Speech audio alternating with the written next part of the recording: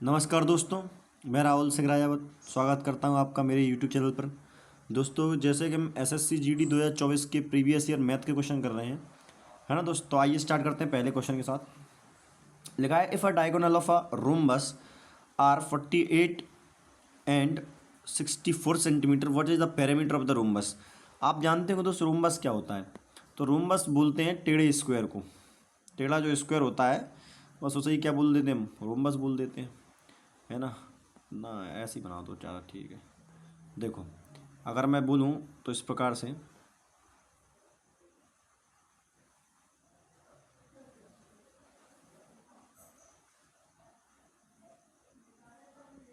ये क्या हो जाएगा आपका रोम्बस है। वो बोला इसके डायगोनल क्या दिए हैं, इसकी डायगोनल 48 और 24 है। अब देखो, ये डायगोनल पहला और ये दूसरा। बस एक बात याद रखना, इसके जो डायगोनल होते हैं वो एक दूसरे को बराबर काटते हैं। जब ये काटते हैं ना तो बिल्कुल बराबर पर काटते हैं। जैसे अगर ये पूरा 48 मान लो तो ये 24 होगा, तो ये भी 24 होगा। अगर ये 48 है और ये 64 है तो ये 32, और ये भी कितना आ जाएगा 32। ठीक है, तो यहाँ से अपन ट्रिपलेट लगाएंगे कि 32 और 44, तो ये आएगा 40। कितना आ जाएगा दोस्त, 32 44 40। कैसे निकाला मैंने इसको काट दिया 6 से, 4 से काटा तो 6 8 10 का ट्रिपलेट बनता है। अगर आप जानते रहे, क्योंकि यहाँ पर 90 डिग्री एंगल बनता है, और 90 डिग्री एंगल बनता है तो 90 डिग्री के सामने क्या होती है, हाइपोटेनियस होता है।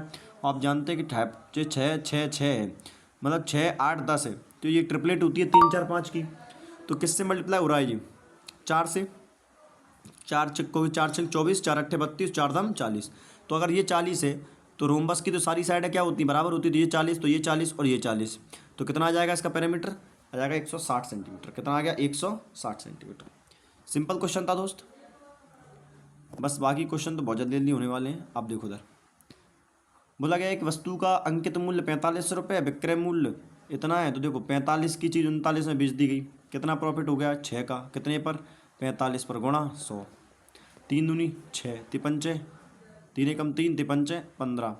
ठीक है, 15 से कट 200, 200 बटे, अच्छा 1 सेकंड रुपया पूछा क्या है, उस वस्तु की छूट कितनी है। अरे यार 600 रुपये छूट है, बस परसेंटेज भी नहीं पूछा, केवल यही पूछ रहे छूट कितनी दी गई है ना। अपन फालतू में लगे हैं, इसलिए बोलते हैं क्वेश्चन पहले पढ़ लिया करो। आया इसको देख लो, बोला है कि PQR एक का औसत 40 है, तो इनका योग कितना हो गया 180, नहीं सॉरी 120। कितना हो गया 120। बोला PQ का औसत कितना है 35, तो इनका योग कितना आएगा 70। QR का औसत कितना है 45, इनका योग कितना आएगा 90। इन दोनों का योग कितना आ रहा है 0 9 7 16। और अभी अपन ने जोड़ा कि तीनों का योग कितना होना चाहिए 120, लेकिन ये 160 हो रहा है। क्यों, क्योंकि Q जो है 2 बार जुड़ गया, और 2 बार जुड़ गया तो मतलब एक बार घटाना पड़ेगा। तो आंसर कितना आएगा 40। कितना आ जाएगा 40, ऑप्शन नंबर सी। ठीक है कि नहीं। नेक्स्ट क्वेश्चन देखेंगे, एक सेकंड रुकेंगे जरा। अब देखेंगे नेक्स्ट क्वेश्चन। बोला दो संख्याओं के बीच का अंतर और उन संख्याओं के योग का 30% है। अब देखो सिंपल क्वेश्चन है कि दो संख्याओं के बीच का अंतर, एक्स वाई में दो संख्या मान ली, इन दोनों का अंतर जो है इनके योग का 30% है, मतलब 3/10 है। 30% क्या होता है, 3/10 होता है। इस बात को मानते हो कि नहीं मानते हो, तो सर बिल्कुल मानते हैं। ठीक है, बस अब तो कुछ रहा ही नहीं। अब एक्स एक साइड कर लो, वाई एक साइड कर लो। तुम देखो यहाँ 3 का मल्टीप्लाई एक्स से करेंगे तो 3x होगा, और यहाँ 10 जाएगा तो 10x, तो ये कितना आ जाएगा 7x आ जाएगा। कितना आ जाएगा 7x बराबर। अब देखो यहाँ पे ये 3y होगा, यहाँ पे 10y, तो ये माइनस का 10y हो रहा है, प्लस का 10y होगा, यहाँ 3y ये रहा तो 13y आ जाएगा। तो एक्स वाई का रेशियो निकालोगे कितना आ जाएगा 13 और 7। ऑप्शन है क्या 13 और 7, ऑप्शन नंबर फर्स्ट। अगला क्वेश्चन देखो, 6,000 की रुपये घड़ी, 6,000 रुपये में घड़ी खरीदी जाती है और 500 रुपये में बेच दी जाती है, हानि प्रतिशत बताओ। अब देखो काट लेंगे तो जो जीरो से तो 2 जीरो खत्म हो गए, 5 से काटेंगे 11 बार, 5 से काटेंगे 12 बार, एक का हानि 12 पर 1/12 क्या होता है, 1/12 का क्या होता है पता ही नहीं है। तो गुणा 100 से करेंगे 100 आ जाएगा। तो 12 अट्ठे 96, 8 से शुरुआत होगी, एक सेकंड। 12 अट्ठे 96, कितना बचेगा 6, नहीं 4 बचेंगे, पॉइंट लगाएंगे तो 12 3 36, 8.33%। ये मेरा आंसर आ गया। अगला क्वेश्चन है कि निम्नलिखित में कौन सी संख्या 9 से विभाज्य है। किससे पूछ रहा है, 9 से। आप जानते 9 से कोई संख्या तब उससे विभाज्य। चलो, तो 9 से कोई नंबर कब डिवाइड होता है, जब उसके अंकों का योग 9 से डिवाइड हो जाए। तो 8 1 9, 5 4 9, ये 9 से कट रहा है, तो ये मेरा आंसर नहीं है। 6 3 9 और 8, 6 3 9 5 14 और 8 22। ये नंबर नहीं कट रहा, यही मेरा आंसर है। खत्म सवाल। आगे देखेंगे। दो संख्याओं का गुणनफल कितना है? 1428। उनका लघुत्तम समावर्तक कितना है? 352। महत्तम समावर्तक बताओ। आपको एक फॉर्मूला पता होगा कि एलसीएम एचसीएफ या एलसीएम मल्टीप्लाई होता है उन दो संख्याओं का जो मल्टीपल, पहली संख्या और गुणा दूसरी संख्या, ये होता है फॉर्मूला, है ना। तो दो संख्याओं का मल्टीपल आपको दे रखा है, एलसीएम दे रखा है, एचसीएफ पूछा है, बस तो क्या करना है, डायरेक्ट काटो ना आप, तो एचसीएफ आ जाएगा। ये एलसीएम है, सॉरी ये हाँ एलसीएम है, ये एचसीएफ पूछा है, ये दो संख्या को प्रोडक्ट दे रखा है, डायरेक्ट काटो आपसे। यहाँ से काटना स्टार्ट करेंगे, वाल देखो काटते हैं, देखो तो 4 से बढ़ा दो, 4 से कट रहा है, 4 अट्ठे 32, 3 बचेंगे, 4 अट्ठे 32, 4 से काटेंगे, 4 तिया 12, 4 पंचे 22, 4 दूनी 8, 11 से काटेंगे, 11 अट्ठे 8, सही 11 तिया 33, 11 दूनी 22, 8 से काटेंगे 4 बार, आंसर आ गया 4। चलो नेक्स्ट क्वेश्चन देखो भाई, यदि कार 50 किलोमीटर की चाल से 150 किलोमीटर की यात्रा करती है, 50 किलोमीटर की चाल से 150 किलोमीटर की यात्रा करेगी, कितने घंटे लगेंगे? 3 घंटे। उसे पूरी यात्रा करने में कितना समय लगेगा? बस खत्म हो गया सवाल, 3 घंटे। बोला गया है कि एक निश्चित धनराशि 6 वर्ष की वार्षिक ब्याज दर पर 2 वर्षों के लिए साधारण ब्याज 960 रुपये, पहली वर्ष भी 6% मिलेगा, दूसरे वर्ष भी 6%, मतलब 12% की वैल्यू कितनी? 960। तो 8% की वैल्यू कितनी, 1% की वैल्यू कितनी हो जाएगी?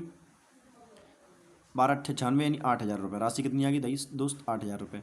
बोला गया है समान अवधि और समान ब्याज दर पर समान धनराशि पर चक्रवर्ती ब्याज वार्षिक रूप संयोजित कितना होगा? देखो चक्रवर्ती ब्याज होता क्या है दोस्तों, अगर ये एक बात को समझो कि साधारण ब्याज तो बराबर होता है, अगर ये 960 दो साल का ब्याज है तो एक साल का ब्याज कितना होगा? 480, और दूसरी साल भी कितना होगा? 480। लेकिन चक्रवर्ती ब्याज में क्या होता है कि ब्याज के ऊपर भी ब्याज लगेगा तो दूसरी साल में, तो इस 480 का 60% निकालोगे तो कितना आएगा? 480 का निकालेंगे 60%, नहीं सॉरी 6% निकालना है, 0 से 0 खत्म हो जाएगा, 2 से 3 बार, 2 से 5 बार, 5 3 अट्ठे 24, हंसलाई 2, 3 चौक 12, 2 14, हंसलाई बटे 5, 5 दूनी 10, कितने बचे? 4, 5 अट्ठे 40, कितने बचे? 4 और 5 अट्ठे 40, 28.8। तो पूछ क्या रहा है? तो चक्रवर्ती ब्याज पूछा ना, तो देखो 960 तो जे और 28.8 जे, तो 988 पॉइंट करके कुछ आंसर आएगा, ये आएगा मेरा आंसर। ठीक, नेक्स्ट ब्याज, नेक्स्ट बोला है कि एम एन पी कितना दिया? 375, पी क्यू दिया 1 2, तो एम क्यू का अनुपात निकालो। अब देखो एक बात बताओ, पी क्यू यहाँ कितना है? 2, ठीक है, पी क्यू की बात ही नहीं। अच्छा पी इसको पकड़ो भाई, पी को पकड़ो, पी से आंसर आएगा। ये बताओ यहाँ पी कितना है? यहाँ पी है दोस्त 5, और यहाँ पी कितना है? यहाँ 1 है। तो पी दोनों जगह अलग अलग, कैसे इसको बराबर करूँ? तो यहाँ मल्टीप्लाई करेंगे तो ये 5, और यहाँ से दोनों में करेंगे तो ये क्यू कितना हो जाएगा यहाँ से? तो क्यू आएगा 10, और एम कितना है? अब बताओ, एम के साथ कोई छिड़छड़ की नहीं है, तो 3:10 मेरा आंसर आ जाएगा, ऑप्शन नंबर बी। ठीक है, बोला किसी वस्तु पर 50% की छूट देने के बाद भी 50% का लाभ होता है, यदि वस्तु पर कोई छूट ना देने तो कितना होगा? देखो आपको पता होना चाहिए कि जब भी अंकित मूल्य और सीपी का रेशियो निकाला जाए, सीपी और एमपी का रेशियो निकालने के लिए फॉर्मूला क्या होता है? 100 माइनस डिस्काउंट परसेंट और 100 प्लस प्रॉफिट परसेंट। अब देखो सीपी निकालना है तो कितने का डिस्काउंट दिया? 50%, तो जो कितना आ जाएगा? सीपी 50। बोला है कि प्रॉफिट और उसको एमपी निकालने के 100 प्लस प्रॉफिट परसेंट, तो जा जाएगा 150। बोला कि कोई छूट नहीं था तो 150 में बेचता, तो कितने का प्रॉफिट होता? भैया 100 का, कितने पर? 50 पर। 100 का प्रॉफिट होता कितने पर? 50 पर, गुणा निकालने के लिए, परसेंट निकालने के लिए 100, ये करेंगे 200%। कितना आ जाएगा दोस्त? 200% मेरा आंसर आ जाएगा। ठीक है, बोला है कि WX किसी काम को 40 दिन में कर सकते हैं, XY उसी काम को 60 दिन में कर सकते हैं, WXY मिलकर किसी काम को उसी दिन को 30 दिन में कर सकते हैं। एलसीएम मान लो कितना आ जाएगा? 120 ले लो, लिख लो, लेकिन इस बार क्योंकि वैल्यू अलग अलग है। WX कितने दिन में करेगा? 40 दिन में। एलसीएम भाड़ में जान दो, एलसीएम ले लिया मैंने 120, कितना ले लिया? 120 आ जाएगा ना सही? हाँ आ जाएगा। तो 120 से इन दोनों की क्षमता आ जाएगी 3, एक्स प्लस वाई कितनी आ जाएगी? एक्स प्लस वाई की आ जाएगी आपकी 2, और डब्ल्यू प्लस एक्स प्लस वाई, इन तीनों की कितनी आ जाएगी? WX प्लस वाई की आ जाएगी आपकी 4। अब पूछ कर डब्ल्यू और वाई मिलकर कितने दिनों में करेंगे? तो डब्ल्यू की भी चाहिए, वाई की भी चाहिए। अच्छा बताओ, तीनों की कितनी है? 4। एक्स वाई कितनी है 2, तो डब्ल्यू बचा है, डब्ल्यू कितनी आ गई 2, डब्ल्यू की क्षमता कितनी आ गई 2। अब बोला वाई की ओर निकाल लो, तो बताओ तीनों की क्षमता थी 4, डब्ल्यू एक्स की कितनी है 3, तो इसकी कितनी होगी 1, तो वाई की कितनी आ जाएगी दोस्त 1। अब तीन तीन इनको तीन क्षमता हो गई, 3 क्षमता से कितने दिन तक करेंगे, 40 दिन में कर देंगे काम खत्म, 40 दिन में आंसर आ गया। अगला क्वेश्चन है कि अमर सचिन से 10% अधिक कुशल है। जो अमर है वो सचिन से 10% अधिक कुशल, अगर एक दिन में सचिन 10 काम करता है तो अमर कितना करेगा 11। बोला गया कि सचिन अकेले किसी काम को 14 दिन में कर सकता है। अब देखना सचिन की एक दिन की क्षमता है 10 और 44 दिन तक काम करेगा तो काम आ गया 4, इतना ये टोटल काम हो गया अपना। अब बोला है कि अमर अकेले उस काम को उसी काम को कितने दिन में करेगा, अमर की क्षमता कितनी है 11, तो 11 काम से तो कितना दिन लग जाएगा, 4 दम 40, आ गया 40 दिन आंसर। अगला क्वेश्चन बोला 28,000 में रेफ्रिजरेटर बेचने पर अनुराग को 30% की हानि हुई। 28,000 में बेचने पर 30% की हानि मतलब 3/10 मतलब 7 की वैल्यू दे रखी है, 7 चौक 28, तो 40,000 आ गई वैल्यू, कितनी आ गई दोस्त 40,000। अब बोला है 25% का लाभ अर्जित करने के लिए, 25% का लाभ मतलब 10,000, भाई 40,000 का 25% कितना होता है 10,000, तो कितने का बेचूंगा 50,000 का, खत्म हो गया सवाल। सवाल सिंपल ही है यार, क्या बताऊँ। अरे रुक जा भाई, अरे मान ही नहीं रहा। देखो एक कक्षा में 30 छात्रों की औसत आयु कितनी है 20 साल, इन सभी का योग कितना आ जाएगा 600। प्रत्येक छात्र में 5% की वृद्धि होती है। देखो दोस्त अगर प्रत्येक छात्र में वृद्धि हो रही है ना, तो वृद्धि भी कितने की होगी 5 की ही होगी। पूछा है औसत आयु में कितनी वृद्धि होगी, वृद्धि पूछी है जी नहीं पूछी कितनी हो जाएगी, तो वृद्धि 5 की होगी, जब सब में 5 5 की होगी। तो नेक्स्ट क्वेश्चन देखो, एक्स वाई 11 5 5 है, एक्स माइनस वाई बताओ, तो एक्स माइनस वाई कितना आ जाएगा 6, एक्स प्लस वाई कितना आ जाएगा 16, रेशियो निकालेंगे 3 और 8 का। नेक्स्ट क्वेश्चन देखो, इस तरीके के क्वेश्चन को अब मैंने कई बार बताया कि ऊपर लिखो 41, जिसके ऊपर बार नहीं है उसे माइनस कर दो, और जितने के ऊपर बार है उतने लगाओ 9, जितने के ऊपर बार नहीं उतने लगा दो 0। तो बस 41 में 4 जाएंगे 37 और बटे आ जाएगा 90, तो 37/90 मेरा आंसर आ जाएगा, खत्म हो गया सवाल।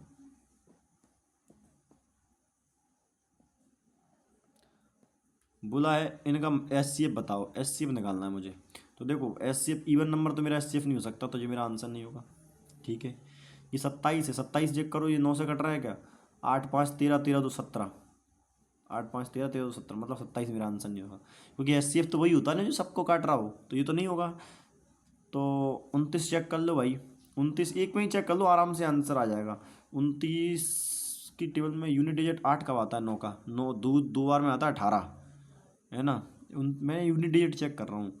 देखो मैं चाहो तो देखो यूनिट डिजिट चेक कर लो या ऐसा कर लो, 9 चेक 54 होता है, तो 6 दूनी 12 5 17 174 आएगा नहीं। तो किससे कर लूँ 8 से, 29 इंटू 8, 8 नम 72, असलाई 7, 8 दूनी 16 7 23, 232 आ रहा है, और 32 में 29 जोड़ेंगे तो 9 2 7 नहीं जाएगा, तो मतलब 29 से भी नहीं जा रहा, कुल मिला के 43 आपका आंसर है, 43 से पक्का कट रहा होगा। 3 अट्ठे 24 होता है, 3 अट्ठे 24, 43 का मल्टीप्लाई 8 से करोगे देखो आंसर आ रहा होगा, 8 3 24, हंसलाई 2, 8 चौक 32 2 34।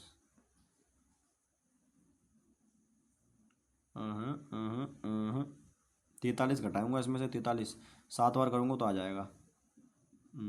हाँ 7 बार, 43 का मल्टीप्लाई 7 से करके देखो, 7 3 21, हंसलाई 2, 7 चौक 28 2 30, 301 आ रहा है, मतलब ये कट रहा है कहीं ना कहीं, इससे भी कटेगा। ठीक है ना, चलो कोई बात नहीं। नेक्स्ट क्वेश्चन देखते हैं भाई,